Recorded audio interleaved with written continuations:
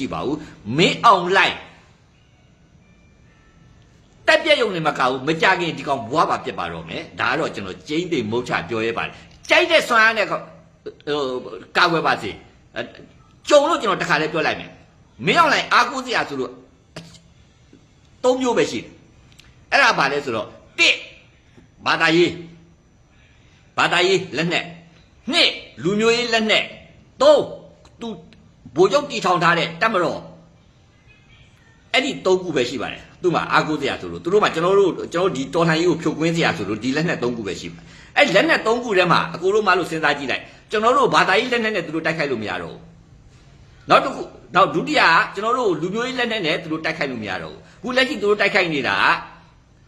ဗိုလ်ချုပ်တီထောင်ထားတဲ့တပ်မတော်တွေကရှိနေတဲ့လက်နက်တွေနဲ့ပဲကျွန်တော်တို့တိုက်ခိုက်လို့ရတယ်အဲ့လက်နက်တွေကိုကင်ဆောင်ထားတဲ့လူတွေရဲ့စိတ်ပိုင်းဆိုင်ရာတွေကလည်းလုံးဝချွတ်ချုံကြနေပြီဗျာတန်ရင်မှုတွေစစ်မတိုက်လို့အရေးယူခံနေရပြီအဲ့တော့တန်ရင်မှုတွေရဲ့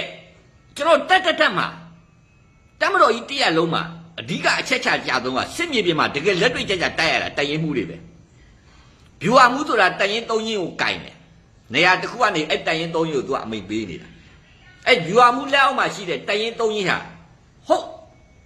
စစ်မြေပြင်ကိုတိုက်ရိုက်သွားရတာတန်ရင်မှုတွေကအဲ့တော့ဗျူဟာမှုထက်မှာတမ်းမှမှုစသည်ပေါ့နော်ဒါမျိုးအစစ်စစ်သူတို့ကုတ်ကဲကြတာရှိတယ်အဲ့လူတွေကဟိုမှာထိုင်နေတာအဓိကမြေပြင်ကိုစစ်တီတွေနဲ့ရဲဘော်တွေနဲ့အတူတဖွာမခွာစစ်မြေပြင်မှာတိုက်ရတာတိုက်ရင်မှုတွေခုအဲ့တိုက်ရင်မှုတွေကစစ်တိုက်ဖို့လည်းငြင်းနေပြီလေဘလောက်ထိတိုက်ရင်မှုတွေရဲ့စိတ်ထဲမှာခံယူပလိုက်လဲဆိုတော့ငင်းလို့ငါမတိုက်နိုင်ဘူးကျွန်တော်မတိုက်နိုင်တော့ဘူးကျွန်တော်မတိုက်ရဲပါဘူးလို့ငင်းလို့ရှိရင်သူတို့အလွန်ဆုံးဖမ်းဆီးပြီးတော့ထောင်ချရုံပဲရှိမယ်ဒီတက်ပို့ပြီးတော့ခုနှစ်ဖြစ်မယ်ဆိုရင်သူတို့ရဲ့စီရင်ဥစ္စာတွေတိမ့်လိုက်မယ်ရတဲ့ကိစ္စမရှိဘူးတိမ့်ပါစေဖမ်းပါစေထောင်ချပါစေအဲ့လိုမှမလုပ်ဘူးဆိုရင်သူတို့ပြောတဲ့စကားကိုနားထောင်ပြီးတော့စစ်မြေပြင်မှထွက်မယ်ဆိုရင်ငါသေသွားလိမ့်မယ်တဲ့ငါသေသွားရင်ငါသားမယားငါမိသားစုငါရဲ့ပိုင်ဆိုင်မှုအလုံးအကုန်လုံးထားခဲ့ရမှာအဲ့တော့ငါအသေးတော့မခံနိုင်ဘူးထောင်ကြပဲခံမယ်ဆိုပြီးတော့တိုင်ရင်းနေမှုတွေကအဲ့လိုညင်းကုန်ကြပြီလေ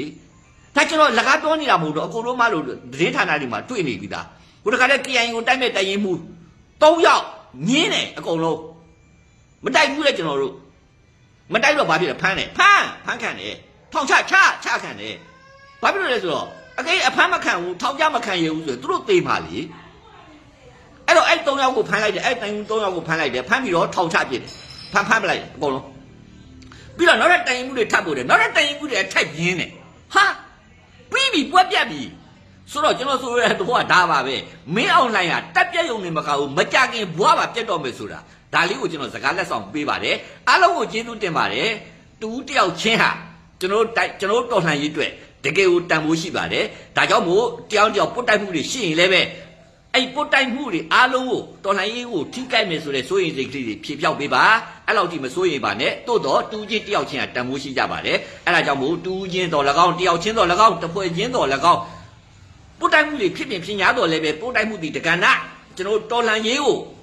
တော်လှန်ရေးမပြီးမချင်းတော်လှန်ရေးထဲမှာထဲဝင်ပါဝင်ဆောင်ရွက်ဖို့ကတကဏ္ဍဆိုတဲ့အကန့်လေးတွေခွဲပြီးတော့တော်လှန်ရေးမပြီးမချင်း